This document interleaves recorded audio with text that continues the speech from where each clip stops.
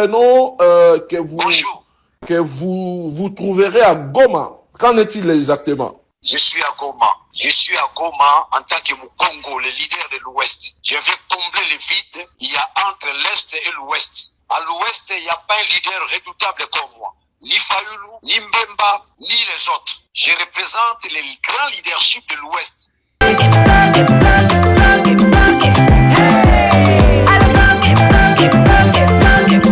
Oyoki elengi ya Congo. Tapez les mains, tapez les mains, tapez les mains, tapez les mains, tapez les mains, tapez les mains, tapez les mains. Kivu Kasai Katanga tosangana.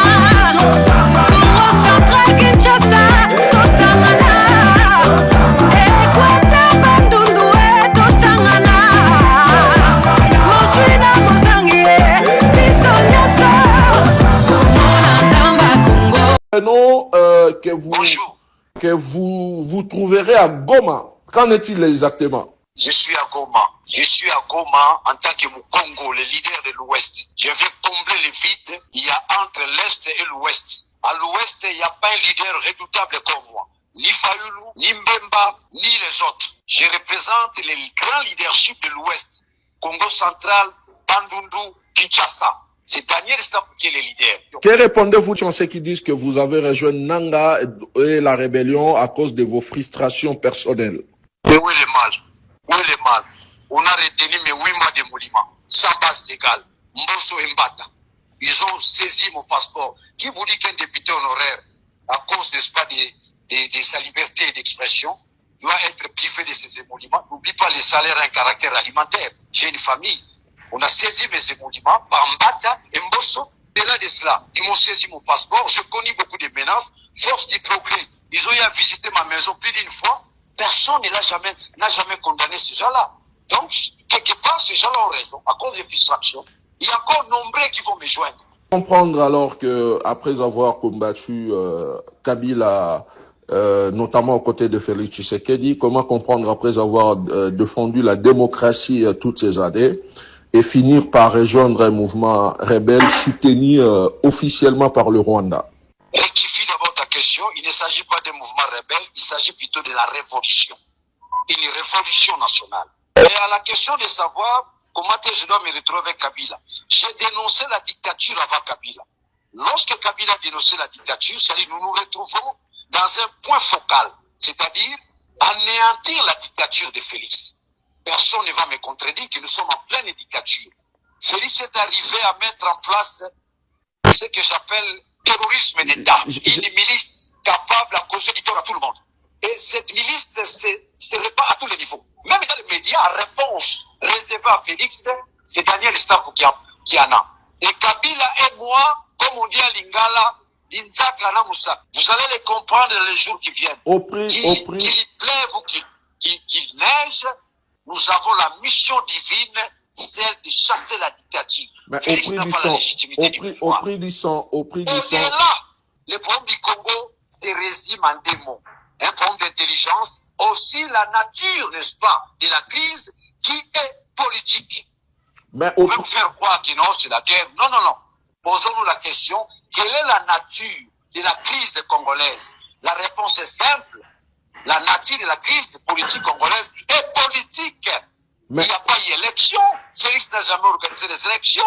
Je crois que avec la synchronisation entre l'Est et l'Ouest, nous pouvons maintenant cette fois-ci chasser Félix au pouvoir. Au prix du sang de la population, alors que Félix Tshisekedi est en cours de mandat jusqu'en 2028. Il n'a jamais eu un mandat. Il n'a pas un mandat. Félix n'a aucun mandat. Il n'y a jamais eu élection. C'est pas toi, Bouchakira, tu vas me contredire. Ça c'est selon vous. Mais les élections ont été tenues en 2018 comme en 2023. Les élections se passent pour un seul jour. Mais nous avons connu une élection de 10 jours, 15 jours. Il n'y a pas eu élection. J'ai connu des problèmes dans ces pays-là, simplement j'ai dénoncé les tribalismes.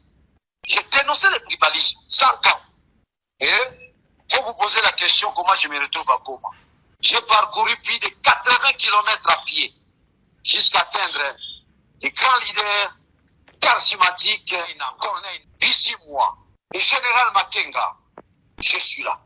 J'apporte mon soutien à la fois métaphysique, intellectuel, psychologique. Ça veut dire que la partie qui restait, qui échappait encore au président Corée Nanga, c'est-à-dire l'Ouest, on est là. Et donc, vous assumez, ça va être ma dernière question, rejoindre la rébellion et pour renverser le pouvoir issu des élections au prix du sang de la population.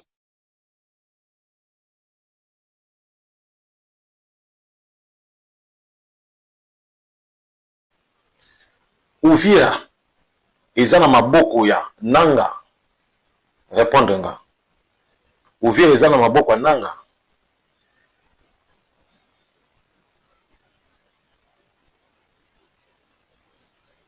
Non, ok. Merci. Rentre vite. Rentre vite. Ok, stop.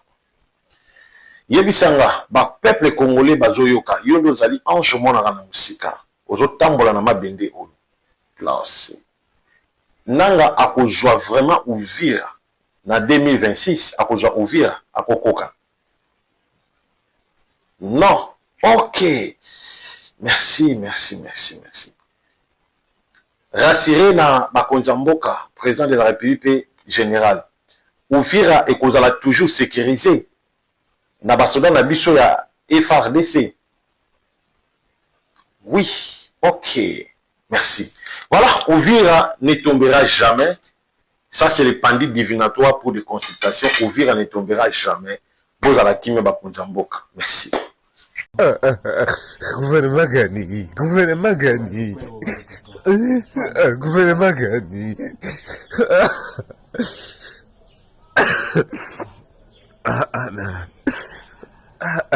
Non.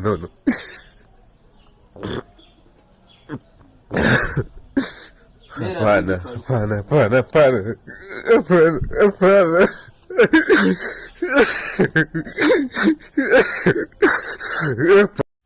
Moi, je suis tellement déçu.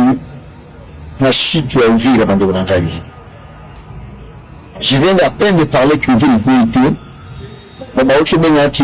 est président, les Congolais sont dessus. Tous les Congolais sont tellement dessus. Uvira est mais c'est fini. Kalemi est facilement. Lumbashi est nous sommes heureux. Tu sois au fin de ma M23, tu fin de FCC. C'est pour ça que la vie sont nénénine. Et pour ça que la vie sont comment? Oui. Tout ça va passer porter. Tout ça va visiter. Si aujourd'hui, tout ça va être une vie, Kalemi de quoi bientôt, partout ils sont déjà, Lumbashi est quoi? Si vous avez que la vie sont comment? Montrer chez le président Félix.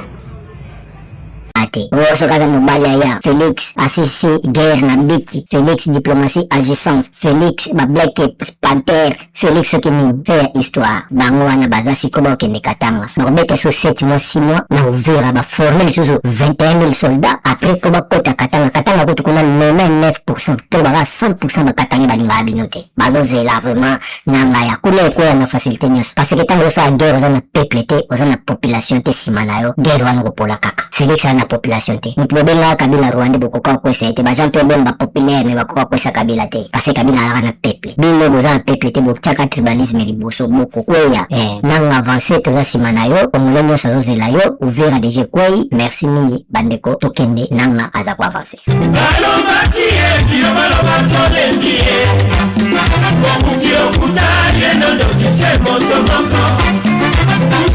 Sema walisema tumechoka. Muongo na mulozi ni watu wa kuchoma. Mobukilo kutaye na ndokisa moto moko. Likambo monite openi na banganda nyonso. Otigama kombo ya leki asali nini. Mwana wangu na wasalimia. Habari asubuhi. Leo tuko le 10 Desembre ya 2025. Nakia kupatia information ya hii asubuhi. koma gisi situation na donc nakia kupapatia evolution ya situation ya Uvira. Kwanza niwaambie ke niko choqué. Na sio mie tu ndio niko choqué. J'espère que population ya Uvira iko très très choqué. Na tuko choqué juu ya comportement ya FRDC. FRDC inatonesha comportement moya yenye si peke tunashangala na inapita natonesha c'est comme si hatuna armée un pays. Koma gisi armée iko na jiretire na ennemi ayafika hata mumugini. Koma? FRDC, mutuambie, Général Chiviri, s'il vous plaît, tout expliquer comment gisi ba militaire yako, sawa, comment gisi ba militaire yako, bako na jiretire, orke adui, ennemi, hayangi hata. Mutu expliquer comment. Parce que population tunashindwa kukuprendre comment munakuwaka na hiyo ma strategie ya kujiretire na adui hayaingia. Hiyo ma strategie yenye munakuwaka nayo ya kujiretire na adui hayaingia. Koma. Muko mnachia fro bazalendo. Muko mnachia fro armée burundese. Est-ce que bazalendo banakuwaga na salaire? Est-ce que armée burundese iko na salaire mkongo? Et pourquoi mko na bachia ebo fro? Mweye armée ya pays munakimbia. Donc mutu expliquer tu unashindwa kukomprendre, s'il vous plaît, mutu expliquer. Général Chiviri, expliquer population inapenda yue koma gisi armée yako iko na jiretire orke ennemi haya kuwa Muvira me armée yako inaanza kujiretire. Population inapenda yue, s'il vous plaît, expliquez population. Ministre de la Défense, expliquez population inapenda ielewe. Population inapenda comprendre kitu.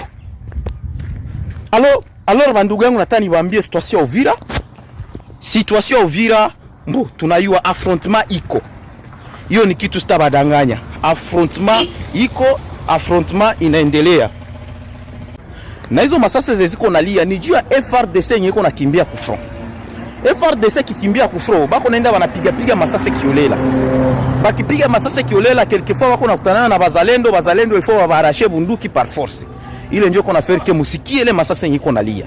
Mais kuhusu ennemi kuingia Uvira, ennemi hayaingia Uvira bado. Ennemi hayaingia Uvira, mbo force yetu ya bazalendo inajikomporte bien. Aussi kuna régiment yenye ilitoka Kinshasa iko mufro pour le moment inajikomporte bien. Aussi kuko armée burundaise pale inajikomporte bien. Donc fro iko sawa. Na j'espère que Mungu akisaidia tunaweza tukafanikiwa tukarepuse ennemi akarudia nyuma. Lakini kitu ke nilikuwa message nilikuwa takulase kwa bazalendo ni bazalendo, s'il vous plaît. Hii ndio sasa wakati vrai mzalendo tutamuona.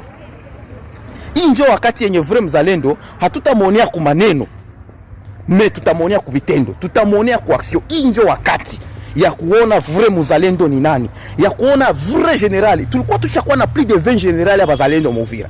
Sasa ile bule bu generali tunataka tuone en action. Bule bu generali deja adui ashakuwa mshambre. À l'époque adui alikuwa ngali msalo, mais hivi adui ashakuwa mshambre. Na nyoka kikuingilia kama mshambre, njoo wakati baba anaonesha kama ushuja mbele ya watoto yake. Na si hapa tuko watoto, tuko tunaangalia mwe baba yetu, mwe bazalendo, mwe baba tunaona sasa vile mwenjo bashuja betu. Hapa njoo tutaona buzalendo yenu, na hapa njoo tutaona bule generali wenyu, hapa njoo tutabona bushuja. Aussi nilikuwa nataka nilancer message ku armée ya Burundi, aussi ku population ya Burundi. Muko na chance. Yani hapa gisi niko naongea, muko na chance, na chance yenye muko nayo pour le moment ni ku protéger pays yenyu à partir ya Congo. Ndio chance yenye muko nayo pour le moment.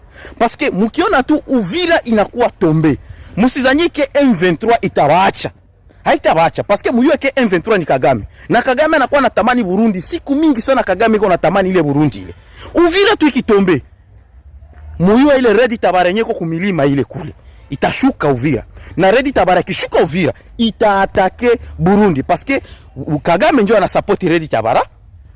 Kagame ndio ana support M23. Donc M23, Red Tabara, Ngumino, tuko nayo yote ni vitu moja. Alors mkiona tu Uvira inakuwa tombe, muyo Red Tabara itashuka Uvira, na Red Tabara kishuka Uvira batatake Burundi. Yani ile pale mina barasire itatokea. Ile pale mina barasire itatokea. Burundi itakuwa atake, mupende musipende, Burundi itakuwa atake. Parce que ile ndio vision ya Kagame, ni kuatake Burundi, kuatake Congo. Alors chance yenye mko nayo ni ya kuproteger pays yenyu a partir ya Congo. Force zenyu zote il faut muzweke Uvira pale, parce que Uvira kitombe, Bujumbura itakuwa na 30 minutes ya tombe. Ni ile kitu mimi nabambia, ni ile kitu mimi nabambia, na ni kweli sawa. Kwa hiyo tunabaomba muoneshe ushujaa wenyu, hatutaki tusikia sio M23 hivi na hivi, hapana. Hawezi kuwa na force ya kuzidia ile maarme yote yenye iko pale, hatutaitika ile kitu. Na bakiingia kwa ile maforce yote yenye iko pale, ça veut dire que complicité ni akabambi sana. Naisha kwanza pale, merci beaucoup, ndaendelea kuambia bibi ko vinatokea kushade komba. Na kamwe na yo mona tata oyo alobi Kabila na Moïse Katumbi batouché accord. Vraiment namoni bataliba bafungoli yango bapano babanje sala ba commentaire tala balingi basimba kwa batouché nino Félix azalaki misu makasi, Félix azalaki boye alinaki signé biloko moko boye, Joseph Kabila na Moïse akei batouché baccord. Atala tokenda na banque ou bien tosala ba contrat n'importe quel contrat, bapesa biso droit totanga contrat na biso, bapesa biso droit totanga makambo tolingi to signé. Bazo salamo pa ba individu, ça veut dire l'état pe azana logique wana. Soki Moïse Katumbi na Joseph Kabila batushaki contrat wana, ça veut dire elinge koyeba na po Félix avant a signer, il faut tanga makamba o signer. Akoka koyaba boita signer. Isala mabongo te. Balinge ba pesa e atanga. Soki olaza na tante atanga yango, c'est pour cela azana ba conseiller, c'est pour cela azana cabinet nae oyo bakotanga yango, bakotala soki yango makambo kwa ikwamba soki kai kambo a diskitaki, yango ezana kati to. Eza yango te. Déjà Félix ayaki wana comme finaliste. Kaikwamba déjà na ministre ya affaires étrangères rwandais. Esi ba signé déjà d'accord. Et là Félix akeko signé confirmation kaka ya accord. Confirmation ya accord ba changer en outil. Pour déjà na batu ba signé yango so ba ba toucher signature wana. Ba ba toucher na époque ya Kaikwamba na ministre ya relations extérieures ya Rwanda. Ba ngoni balende mtu baki ba kokai ko toucher yango ba signé yango. Et ba toucher yango. Ba signé yango par erreur. De erreur wana ti Félix alikuwa kwa rotsa signature final, alikuwa signé na même erreur wana. Mais quand déjà ba ministre ba signé comme ça ba deketaka erreur ezali, ba kokai ko discuter ngo ba ko kata contrat yango ya confirmation ya batasuka ya Kagame na Félix. Ba bazonge lango ba bandeli ko renégocier yango. Félix ayaki wana te patanga contrat, ayaki wana te pasa labe, ayaki wana po ayebaki makambo. Azako yako kei ko signé. Ezalaki makambo Kaikwamba na ministre ya Rwanda si ba négocier ki pe ba renégocier ki yango, donc basala ki déjà yango. Ye ayaki kaka kotia confirmation po ekoma legal. Komena tata oyo Kalonji soki miteba azwi batu atie wana alobi ke no tobiki nzambi asali balingaki batushe yango batusha yango deje pa Joseph Kabila na Moïse. Chance totale tomoni ke tobiki atope bakomi ba mo commenter yango bakomi koyaba bataliba bafungoli ba panel. Mutako tseli nzaka final confirmation. Eza la bongo makambo président ko tseli nzaka final. Eza déjà ba ministre ba négocier yango ici ezalaki cause entre Kaikwamba na Nyodo. Eloko ya kotushe une ezalaki lisusu te, ya kotanga ezalaki lisusu te. To bakor ba Rwanda bazalaki nango bananyo malena gouvernement communal alaki nango, Maison Blanche pa alaki nango. Peut-être oyo batushaki ya Maison Blanche pe ya Rwanda pe ya Congo. Ofi batushe ya Rwanda batushaki na Rwanda a partir ya Kabila na Moïse Katumbi. Bakor wana ba signé, ça veut dire pas ya oyo Félix ala na livre wana signé na ya trop. Eleza différent. Ko boyi biso wapi ba batushaki. Alibiloka boyepo tsango pe na réseau batu pe ba ya commentant. Ani ya kusakana ba Congolais. Mutaketa linzaka final siku batushango po nani. Batu a négocier ke si ba signaki. Tika ngo ko blaquer na batu. Eza mwa mto commenter te mais to commenter pour nous de trop. Pouvoir me vu à Mukuta na mensonge et puis nous continuer toujours na mensonge. Et puis bato tout batangani ba journaliste de moment. Ce sont des médias luba. Donc médias luba nde batondi wana. Donc bato ba manipuler ba. Donc Kalonji pesi sango ja buaki kuna bazi ba baloni. Allez, ba yena na réseaux sociaux. Allez, biso beto commenter, biso beto ndima. Ba ndike kazi.